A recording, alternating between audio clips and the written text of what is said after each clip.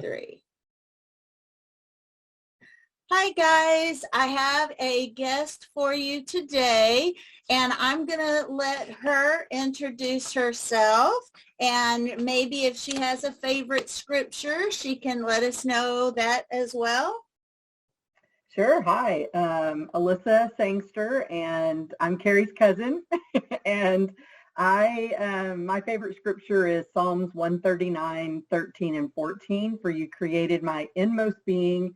You knit me together in my mother's womb. I praise you because I'm fearfully and wonderfully made. Your works are wonderful. I know that full well. Oh, that's a good scripture. I like that. Yeah. Now, tell us what you do. I mean, I know the title of what you do, but explain exactly what you do and why you're passionate about it and how long you've been doing it. Sure. So I am the CEO of an organization, a nonprofit called Forte Foundation, and our goal is to inspire women to be business leaders. And we work with a lot of big companies and business schools that want to have more women in their ranks. And we are kind of a diversity organization that really looks at the pipeline of women from college all the way through kind of professional and what those kind of, opportunities they need for advancement and what kind of support we can give them, things like that. And so I've been doing that for about 18 years. And before that, I worked at UT Austin, and I was the assistant dean for the MBA program. And that really kind of led to this job because I work with a lot of women getting their master's in business administration, and all of our partner schools are also connected to the MBA. So it was kind of a natural progression, but most of my career had been spent in higher education. My dog is trying to get in and out of the office. He doesn't know what he wants to do, so yeah, I guess, just leave it cracked. It's all right. Leave the door open because otherwise, I thought I was going to shut it and it was going to be better, but anyway, okay. That's all right. That's the way how we are right now. We're all working from home, but you've been working from home for a long time. So how did that change from when you started to now? It's been interesting because when I first started, I was the only employee. So when I left UT, I worked in an office where, 25, 30 people were on my team.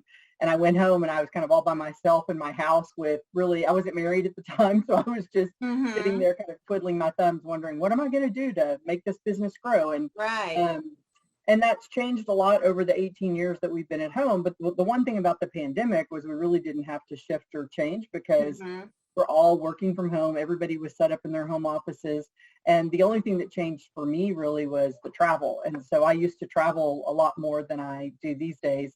I'm sure it's going to pick back up, but for now, it's kind of been nice to have a little bit of a break from going to airports and packing a suitcase, things like that. So yeah. Well, and what is one thing that you wish you had known before you started the nonprofit? Well, I don't know if there was a particular thing I wanted to know. I know that when I left UT, there were some things I was looking for career-wise, and I was interested in being more entrepreneurial. So when you work for a big university or company, you have a lot of bureaucracy. There's kind of a lot of rules, and as much as that was fine, it was interesting to me to grow something and build it that looked or was shaped a little bit more the way I would want things to be. So I definitely was interested in I am a builder by nature, and that's kind of been my career. Every time I go somewhere, I'm kind of looking at something new and trying to make something that hasn't existed before. And so that's where this job took me. And I think I was interested in fundraising, and I hadn't done a whole lot of that at UT, a little bit, but not much. And this job really was all about financial growth because we wouldn't be able to be where we are if we didn't have funding. And so we had to find partners. We had to convince companies and schools to support the organization. And so that was a muscle I really hadn't flexed. And then I think I really wanted to just be more I guess, do more speaking. I don't really need to be a motivational speaker or anything, but I liked being kind of forced to practice those skills that present and try to persuade people and, being comfortable in front of a crowd, all of those things. And I'd done a little bit of that at UT too, as well, but I thought this would be a good opportunity for that. Okay, that sounds good. Well, now all of that, because it has been a few years, so how has the whole journey changed you? Oh, I know you probably already kind of sort of touched on it, but it's okay. Yeah. I think it, I guess the change has really just been how difficult it seems like it would be to go back to the workplace. And after 18 years of doing this, I mean, some people spent 2 years doing it during the pandemic and they're not ready to go back. I think they found the flexibility and the concentrated time and the not feeling distracted. All of those things led to them saying, you know what, I work better out of my home. And when I left UT, I had no idea that that would be the case. I thought almost immediately I started looking for an office somewhere, like where could I go? And then after about 3 years, I just thought, I don't want to do an office. I don't like that. So for me, that changed, that surprised me, but definitely I'm not, I can't imagine now having to go back into the office to do my job. That's maybe kind of a minor change. Definitely I have a lot more confidence. I'm definitely at this point an expert, I would say, on pretty much anybody that's thinking about getting an MBA, man or woman. It doesn't really matter. It's kind of the standard process. I'm kind of very, maybe more knowledgeable than almost any school person because they don't know all the different schools. So I'm really an expert on that. And I'm also, an expert around women and women's advancement and getting into business and all of those things. So, I've honed in my skills, and that was different from when I was just at UT and I was managing a program. Now I've spent 18 years really focused on women's advancement in business. So. Yeah, well, in those 18 years, especially at the beginning, was there any time that you felt like you wanted to give up? Was there anything that made you want to feel like, this is hard? The only thing, I'm very half full kind of person. And so I say there's not too many times I wanted to give up. I have loved this job and I've loved the journey. Yeah, the times you want to give up are really the times when somebody, and it has only been a handful of times, I would say, that somebody has made me feel like they either didn't like what we were doing, they didn't agree with what I was doing, they spoke in a way that was very demeaning. There's a couple of times like that where you get really discouraged because you don't understand. And so, you just have to reset and say, okay, well, that probably was more about them than me. And most people that really have issues with what you're doing figure out constructive ways to talk about it. And when it's not constructive, it hurts, I think. And so those are the times when you just thought, and sometimes the world just seems so out of, crazy. You just want to step back and say, I'd like to get away from all of this and not have to be in charge of anything that's trying to make a difference in the world because it seems almost impossible. But those moments are fleeting for sure. Yeah. So you would say it really does help to be passionate about what you do, because then those moments, those discouraging moments are fleeting. Yeah, right? I think so. I think passion, especially working for a nonprofit, I think that really helps. But I will also say that I was passionate about MBA education. And so when I was working at UT, I loved my job. And I worked at A&M before that, loved all of those things. And so that was something, it was still a university, but it wasn't a nonprofit, but I felt, I just felt very connected to the work I was doing. And I would say I also feel connected to this work. And I think that helps anybody, no matter nonprofit or for-profit. If you've kind of connected with what you're doing or the impact it's going to make, I think that makes it, it fuels your daily work effort, because otherwise your tank runs dry and you're looking around for something else to fill that tank up. And, if you're going to spend 8 hours somewhere every day, you'd like for it to be the fuel. So. Right. And it probably feels good to know that you're helping people, right?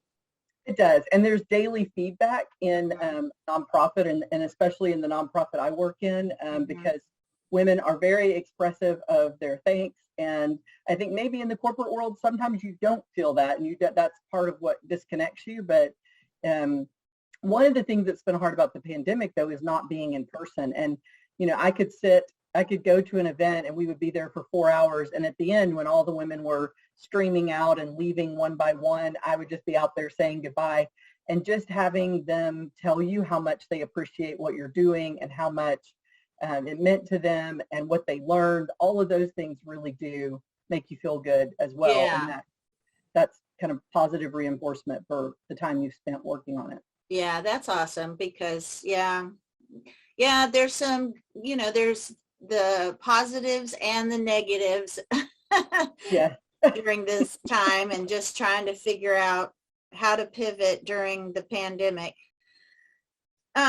So what advice would you give someone wanting to either go into the nonprofit business that you're already in, or just any nonprofit whatsoever? Or is there any advice?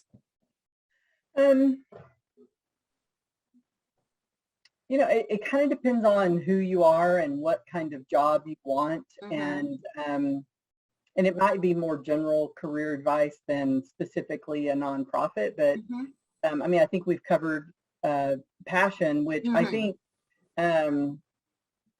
depending if you're early in your career, it can sometimes be hard to find work that is your passion. And so I would say to the women early in their career, not to be too concerned about that in that early part, you're really learning skills that make you valuable to your employer later on. There's definitely things you're doing every day that are of value, but you're trying to create your own unique work persona that you're going to go out and share with the rest of the world as you progress in your positions. And so I think really becoming an expert in something, making sure you also build all of those skills that are really critical for success in whatever kind of industry or company that you're working in, and not worry so much about every single day I have to be changing the world. And I think we live in a world right now that talks maybe too much about having to be completely 100% satisfied with every aspect of your job.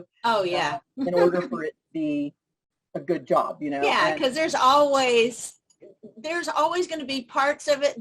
The parts that you're passionate about are the fun parts. Yeah. But there's always the other side of, when I was doing parties, I loved the planning and I loved the parties, but I hated the cleanup.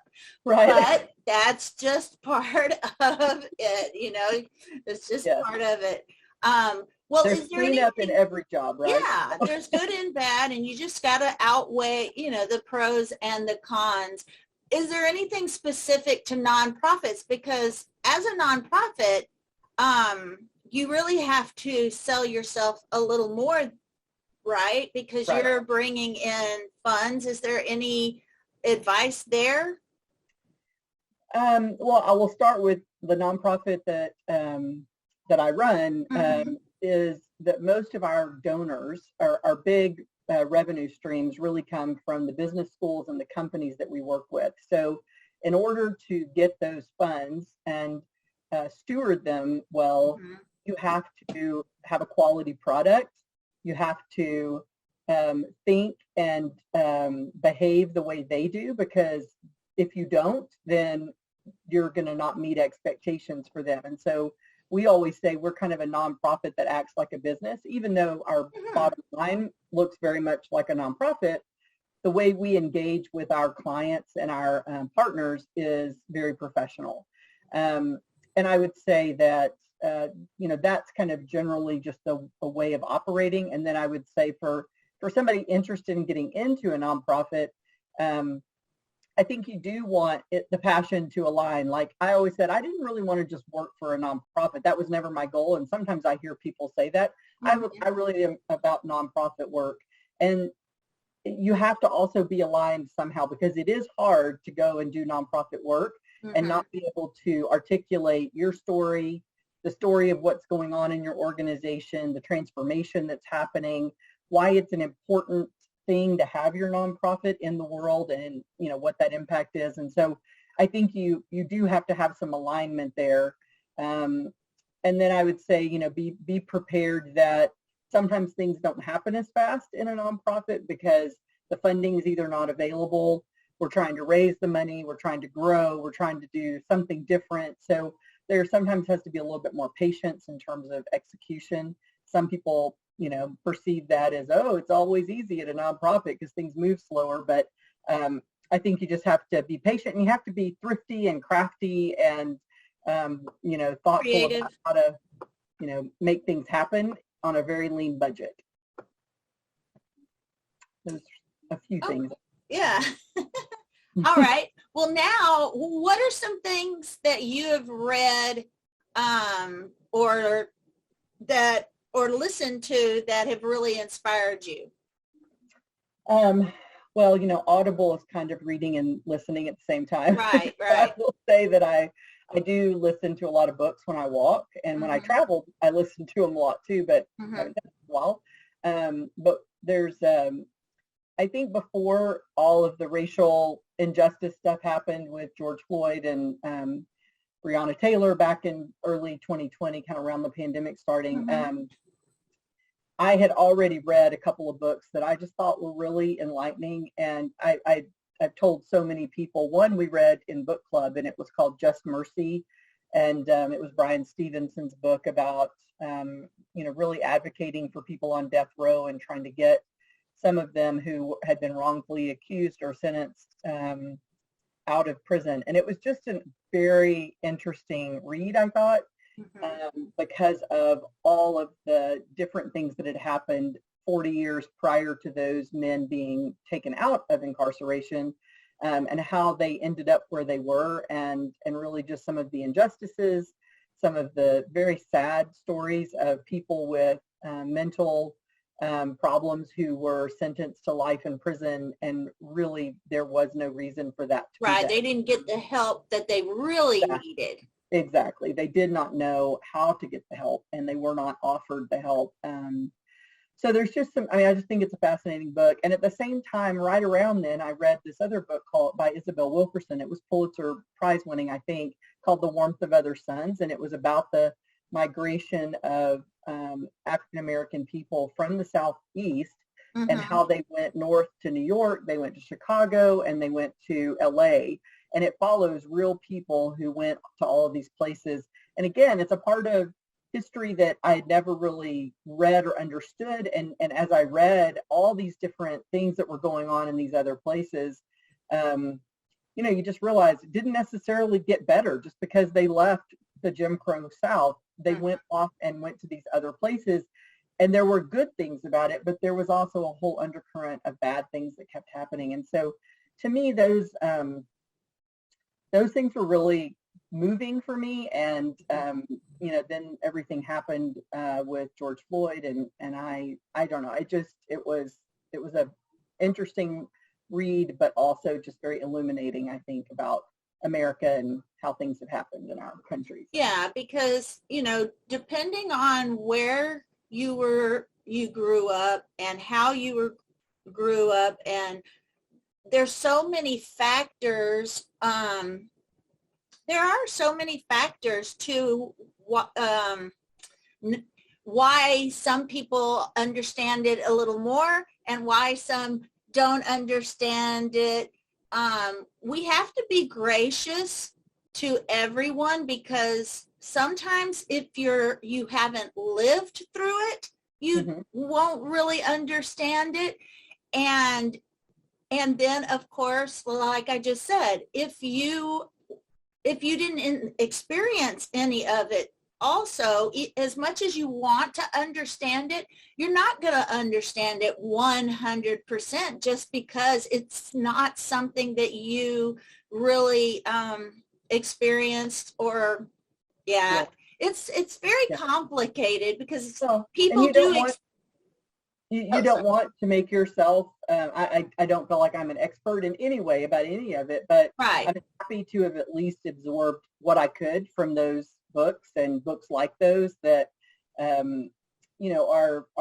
nonfiction books written by people who just did an immense amount of research and activism and things. And so for me, it just helped me understand a little bit more. I talk to people about it all the time. And it's not only that, both of the books are beautifully written, just amazing stories of what they tell you about the people. So they're really nicely crafted in terms of the, reading, and they're really literature. So anyway, that's what it is. Yeah, it's always good to put our feet in someone else's shoes and try to understand what other people have been through, and yet also give grace to those that aren't going to fully understand it, because it's just not, something that we know personally. So yeah, it's very interesting, and we do have to try.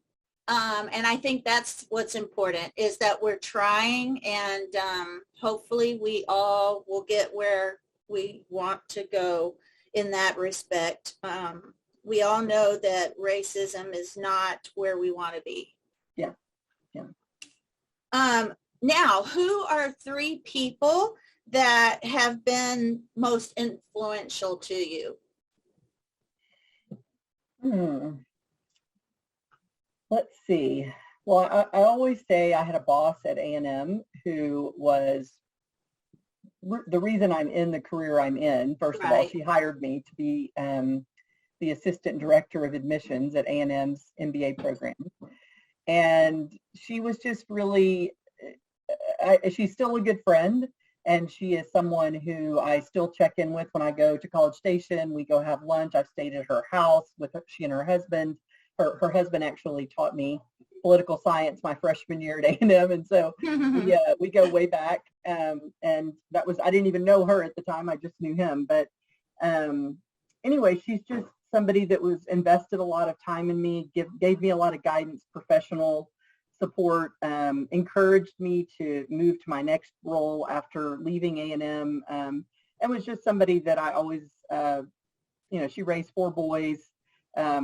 They were young whenever I was working for her, and she was. Hey, that's an accomplishment in itself. Yes.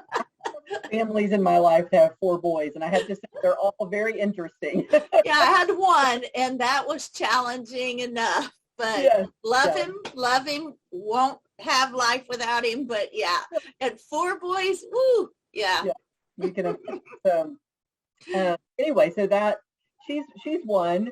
I would say, Jeremy, my husband, has been very influential, and he's just, we're actually very much alike, but we have very different, approaches to things, and we have a lot of good foundational things that are the same, but we got married quite late in life. I mean, we were 35 and 39, so we were a little bit older, and I think a lot of people think when you get to be that age, it's hard to meld your lives because you're kind of set in your ways or something, but it really worked well for us, and I would say that he's done a lot of really good things to influence me, and of course my parents, they're still always there, always supportive, always want to be around and involved, and involved in my daughter Annalise's life. And yes, your parents are inspirational. They really are. Yeah, I agree wholeheartedly. Even though I don't live close, so I don't get to experience it. I do see it on Facebook, and I do. Yes, they're in my heart,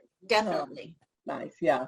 They're 81, and for the viewers out there, and it's great to have them around. I think we're both lucky to have our parents, and it's hard when you lose one. And anyway, I'm just thankful for all that they've done. I've had some great people I've worked with. My bosses at UT have been amazing too. So I could go on and on, but I think that's probably the.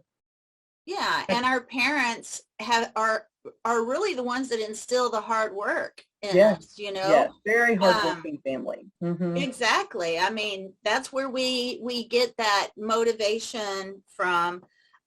So now here's an interesting, a debunking question. What is one thing about what you do that you want to debunk? Because there's always something. People think one thing. Yeah.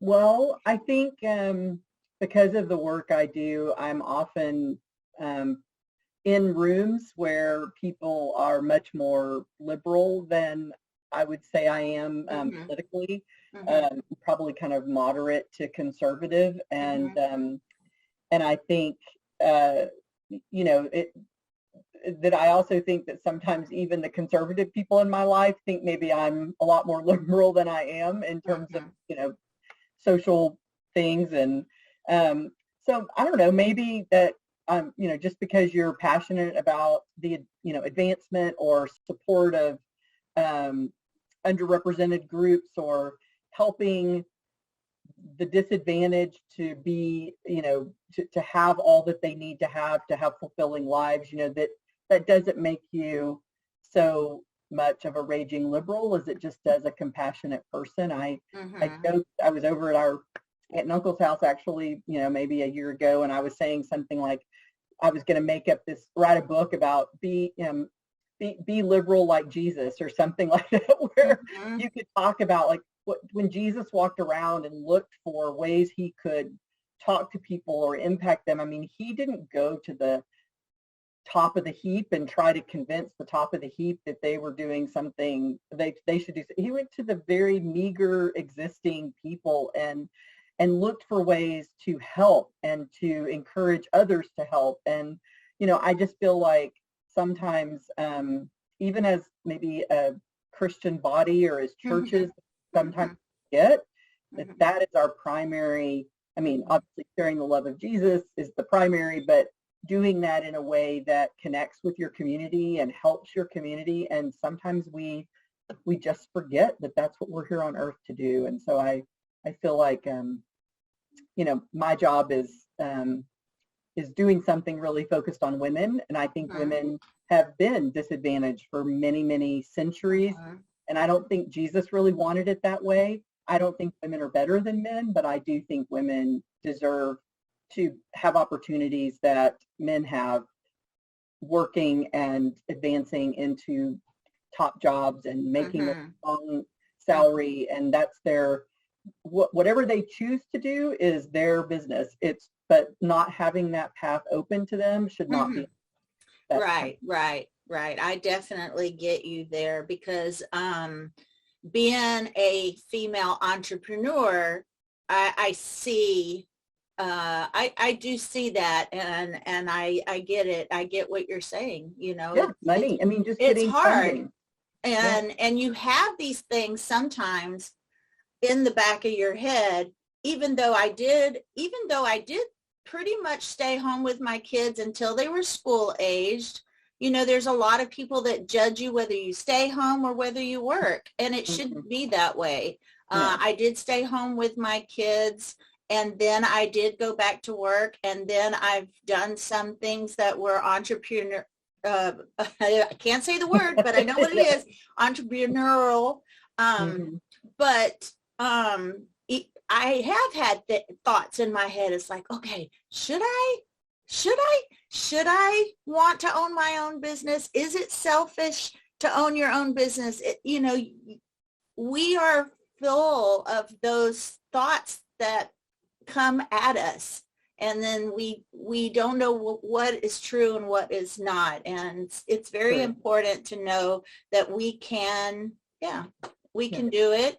And yeah, I don't know where I'm going with this part of the conversation, but I agree. Yeah. And I think people listening understand what we're trying to say. And even though I'm fumbling with my words here. No. But what is your vision for the next 5 years? It could be your personal vision or the nonprofit, your career, whatever you want to tackle in that. Yeah, I think, well, I mean, we mentioned that I have an 11-year-old, so those are kind of critical years, the 12 to whatever, 17. Mm-hmm. So really just surviving that and, not only surviving, but doing it well and Mm-hmm. making sure that I'm present and available and all of those things that are important during those years. I would say I'm very involved in, school volunteering. So I do a lot of work with the PTO, and I'll continue doing those kinds of roles.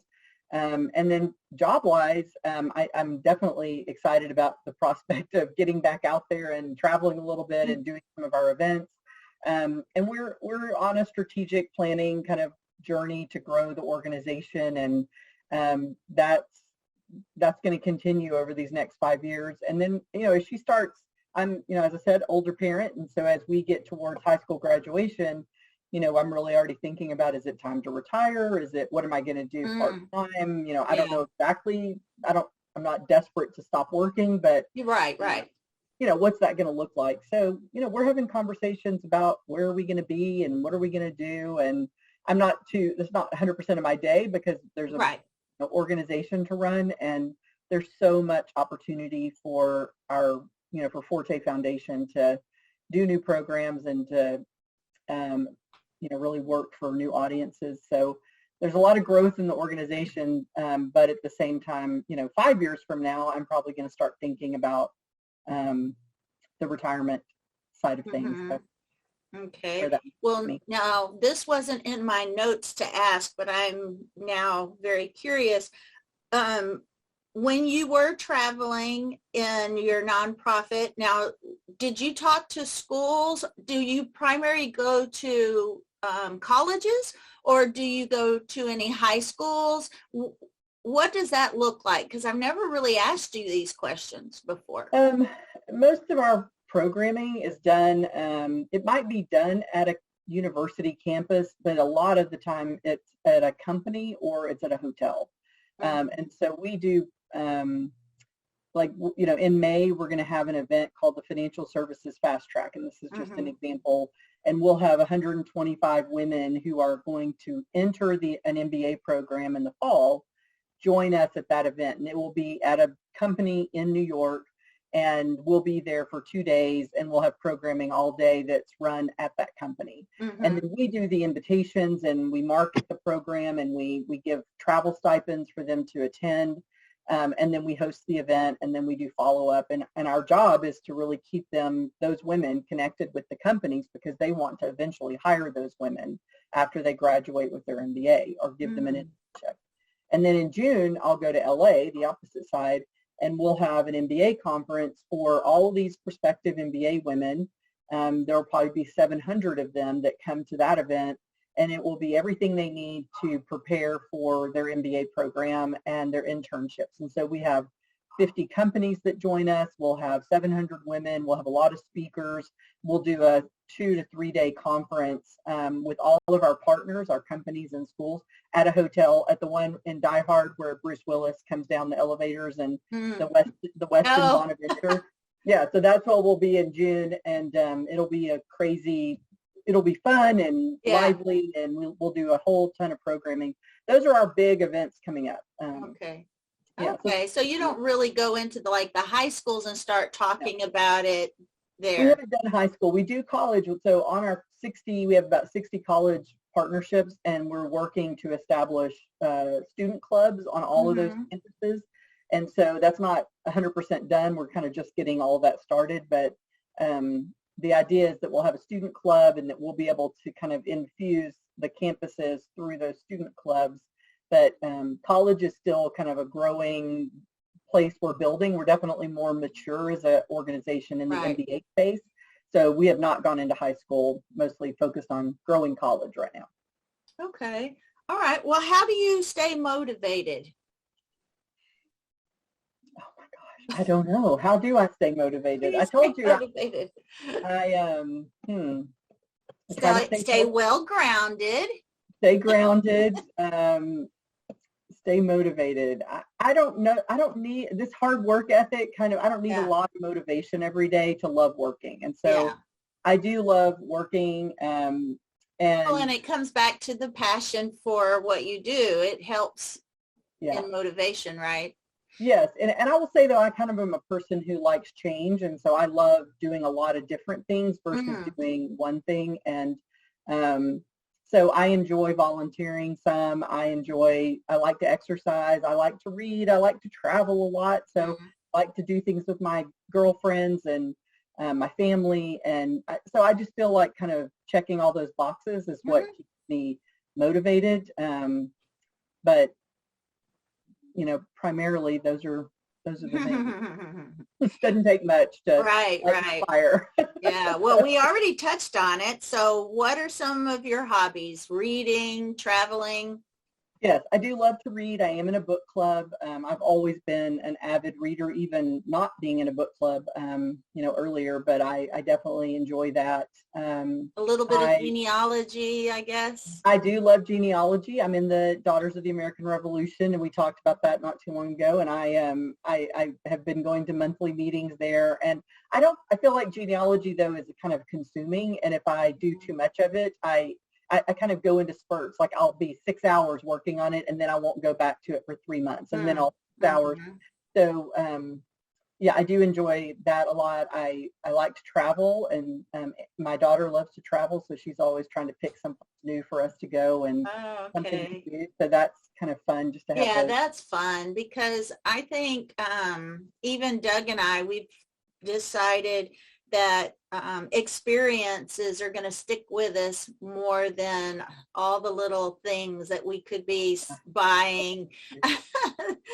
Yes, experience so much more satisfying. So I agree. The memories of that and the being together and doing those things is really important. So I don't know. I do a scrapbook, but I've been trying to get a lot of that into digital form, and so that's exhausting and interesting all at the same time because there's just so many pictures. Oh, so I know. You can't ever catch up. But yeah, and I don't ever print any of mine out, so I don't know. It's crazy. Yeah. What about collections? What do you collect? Collected the pictures. Pictures, yeah. You're not the only one. Yeah, no, I do. I'm trying to think of what I do collect. I collect teacups, and I've had different. Yeah, see, I don't know. That's a problem for me. Yes, I bet it is. Are a real problem for me. Is that our genetic? All right. Yeah, teacups. Yeah, and dishes. That's my my. I think I've now mentioned that on almost every podcast, so people are going to have that pretty much memorized. But now we know you've got the same. You like that? Dishes or something, like it must be in our DNA. Was what I was saying. Like we have some kind of thing about dishes. But yeah, because your mom loves dishes too, and my mom loves dishes. Oh yes, that's true. And so who knows why we're the way we are? But I was going to say shoes because my closet is full of shoes. And I guess that's probably the other thing that I buy the most of. But yeah, I do like art, and I don't know if you know that Uncle Tom, I kind of put him on the spot, and I asked him to draw an original for me. I wanted him to create, he does so many things. I know, when it's yours, you don't really want to give it away, but I was like, I know you don't want to give me these, but I really want one that you made, that's like the original, not a copy or something.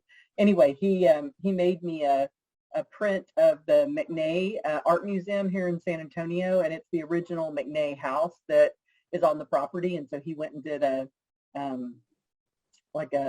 pastel or a watercolor of the house, and it's really exciting. Oh, neat. Yeah. Oh, so art. I like art. I can't afford a lot of art, but I like to buy kind of things like that. Yeah. It's neat. Well, if money were not an option, what would you do every day? I probably travel. I would move to Hawaii. There you go. I would live on the beach. Yes, I would live in Hawaii and just, never look back. That would be my plan. I'd have to buy a lot of sunscreen, but I would enjoy being there. So. All right. Well, since we're almost done, what do you want listeners to know that I did not ask you about? Anything that we didn't already cover? Hmm. I feel like we covered a lot. Yeah. Yeah. Yeah. I guess I could say I didn't introduce myself very well, but I live in San Antonio, and I've lived here for 8 years and lived in Austin before that. I've been in Texas my whole life, just like you. So, well, Good. you've been in other places. You lived other places, not Oh, that's true. We have lived other places, Colorado, Montana, but Montana. mostly Texas. Yeah, yeah. Now, where do listeners and viewers connect with you online? I'm on LinkedIn. I'm on Twitter. I'm on all of them. Facebook, Instagram. I don't do a lot of posting, so Right, but they can look for Forte Foundation, just yes, fortefoundation.com, right? It's .org. So Oh, okay, .org. But yeah, and we're on Facebook. Forte is, and all the Instagram, Twitter, LinkedIn, everything. So if anybody's interested in Forte, for sure. Yes, absolutely. All right, now, what does being organized mean to you? I like to be organized.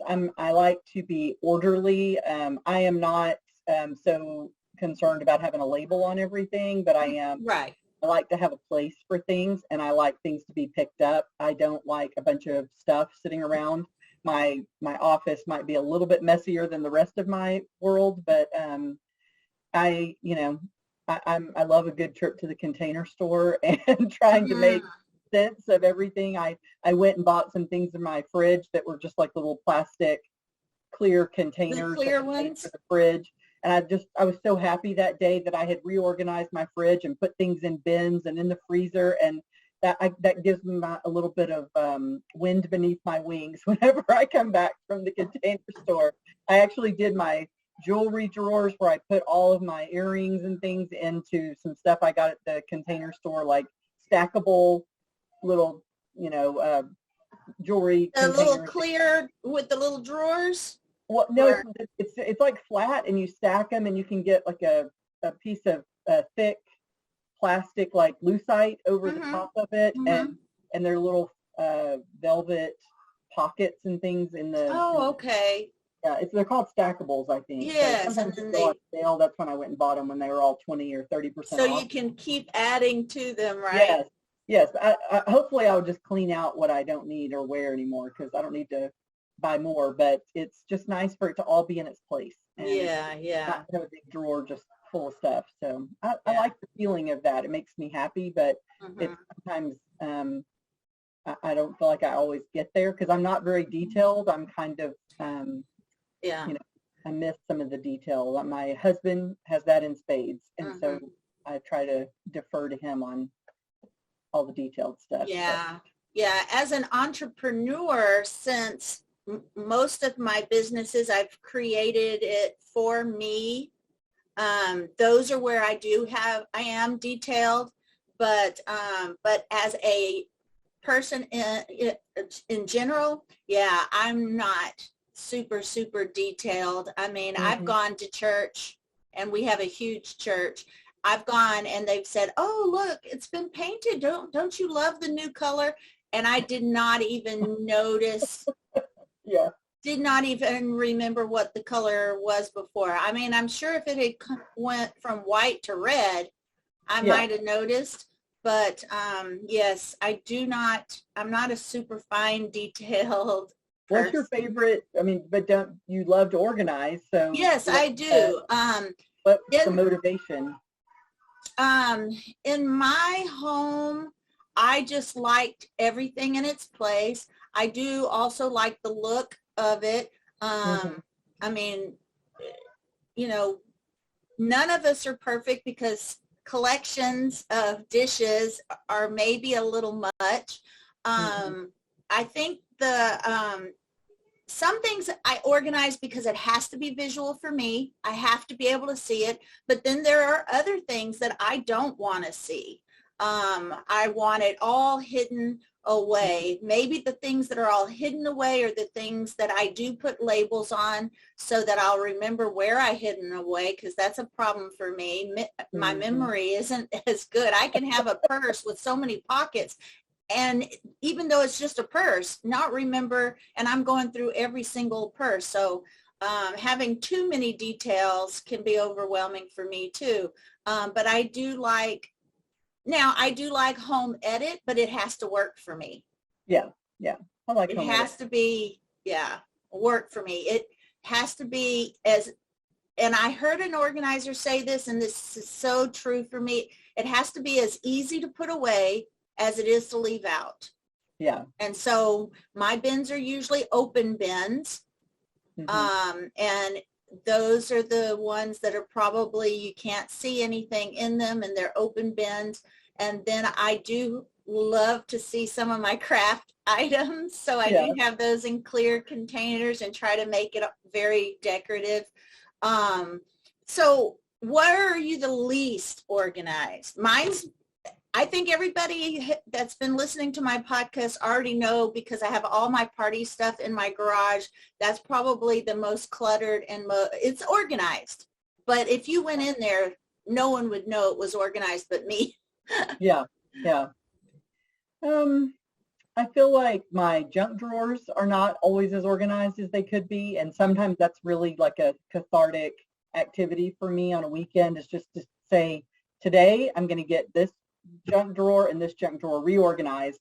And I like that activity of going back and doing it. And then I would say, we mentioned pictures earlier, just getting a handle on all of that. Again, Jeremy has done so much work online of all of our photos and grouping them by months.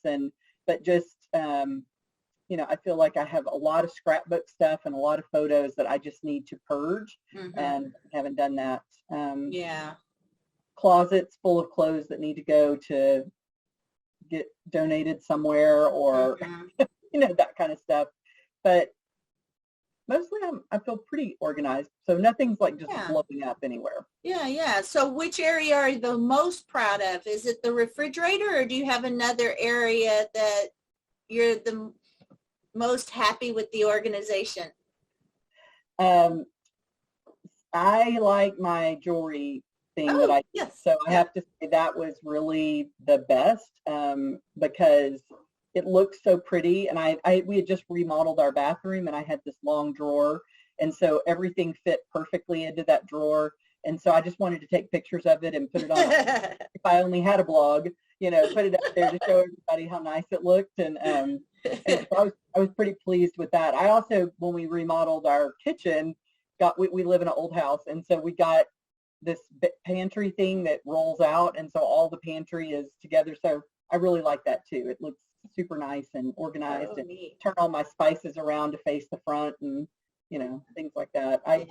People used to make fun of me a long time ago when we all had VCRs, and I had all the VHS tapes, and I had a list of I had organized them by alpha order, all the movies I owned, and then I had made a list so that they could see all the different videos if they wanted to pick something to watch. It was that was back before I had a kid, so I could do a lot of things that I can't do now. But well,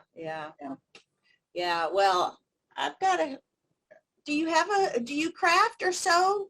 I know I don't sew. I don't have a sewing machine, or you haven't started quilting or anything. No, I cross stitch, and I cooked rugs, and I do needlepoint sometimes. I've done those kind of more needle crafts than I've done anything else. Okay. All right. Well, I guess we might better end now, just in case we get thrown off, because I know it's a 40-minute they give you on here. Oh, okay. So I think we're going to at least end and stop recording. Guys, thank you for listening, and thank you for watching. We'll talk to you later.